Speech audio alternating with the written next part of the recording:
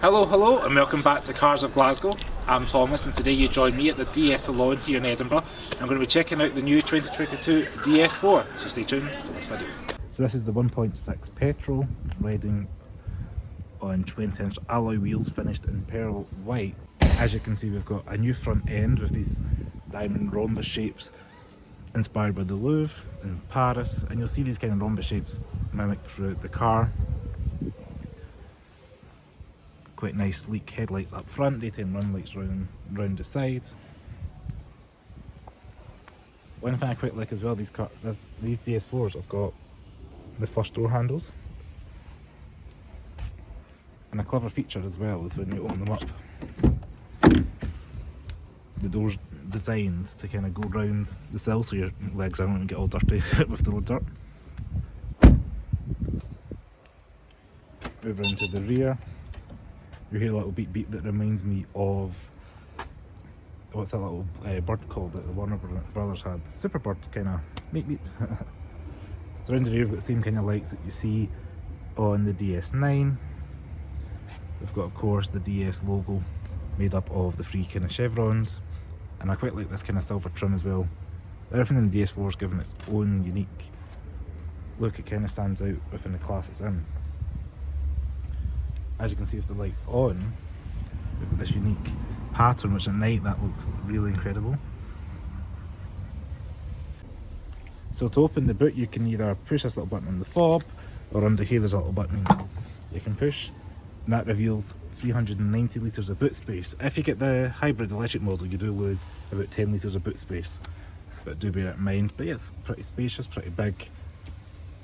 And you've got a little bit of storage underneath, and you can keep spare tyre, toolkits and stuff like that if you want to leave that for emergency. But overall pretty decent. You've got a little bit of a band in there for luggage, a little bit of a pull down for skis, 12 volt power outlet, and up here you've got your two grips to pull it down.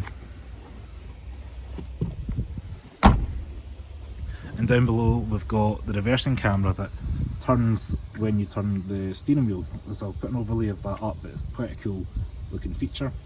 And we've got twin exhausts kind of built into the bumper, which are 2022 real, as you can see, just built into the bumper there. A quick look in the back, got more DS branded on the C-pillar. Inside this has got the black Napa leather package just because it is a Rivoli. Pull this down here, there's the ski hatch we've seen earlier on, cup holders, a little bit of something there. As you can see down here we've got USB chargers, some air vents, some netting, and then you can use these zips here as well for child seats.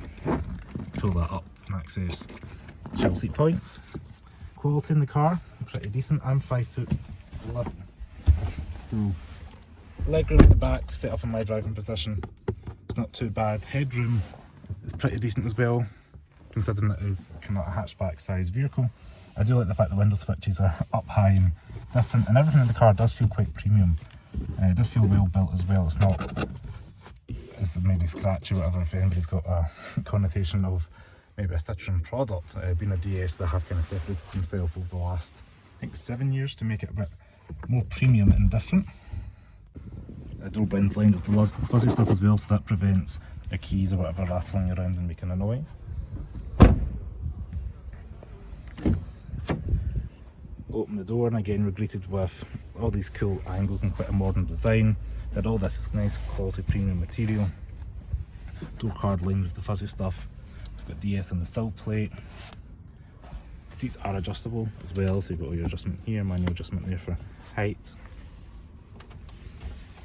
And again you can see that black Napa leather with the kind of DS embossed on both there to give it a more premium feel. Jump inside the cabin, and this is where things get interesting. You'll see this pattern here again with all the kind of rhombuses, and I believe this is based on a buckle. The last DS9 had a watch strap kind of design that's based on like a buckle. We've got the diamonds up in the ceiling as well, which at a touch of a button you can turn all them off. For your SOS, your DS concierge, turn the motion alarm off if you've got a dog in the vehicle. So the diamonds are everywhere. Steering wheels are quite a nice, unique design and shape, again with the kind of rhombus shape down below. And the overall cabin quality is pretty premium. As you can see, it's quite soft touch and high quality. I like this kind of texturized pattern. I have got a lot of design features in this car, which I think is pretty important when you're making a kind of new car within a segment. The last DS4 had quite a lot of strong Citroen underpinnings. This is like all new next gen DS technology. Wouldn't be a video without a glove box review. So open it up, softly damp, very big and spacious, and lined with the fuzzy stuff. You can go ahead and start the car up, foot in the brake, and it comes to life. So we've got an LCD screen in front of us here, and we've got this new system in front of us there, which again, all touchscreen, quite intuitive as well. So these buttons here are quite clever. So I first of all thought they were for fan speed, but you're actually there for direction of airflow. So inside here we've got DS air, and they're kind of like hidden air vents. And they've got a little bit of a weighted feel in them as well. So that's quite nice. And this screen does have a standard navigation that's kind of TomTom based, but you can also get Apple CarPlay and Android Auto as well within the system. So you just push the home screen up here. So the climate display screen is quite cool as well. I think this is quite Mercedes-Benz-esque with the way this kind of graphic is going into detail. But you can adjust your fan speed at touch of a button as well. Quite fast and responsive, which is a nice touch because I think people expect a responsive touchscreen in 2022. Temperature gauges are all there. So your radio on this has got quite a good sound system as well. I wouldn't put it on just for copyright. But you can control it through the touchscreen, but you can also control it through this little rotary knob there. So this kind of knurled bit you roll backward and forward. And then this touchpad here, which is quite cool as well, it's a digital kind of looking interface. So some premium models you may know, like the BMW iDrive, you can write letters on it or swipe across. This kind of thing allows you to control items up here, so that's quite cool. So this touchpad here, if you hold it in, you can see you've got menus up here, so you can slide across to navigation, and then you can use this to like pinch and zoom on the map. So that's quite cool. So just below these air vents here, we've got some shortcuts for your hazards, your driver systems there.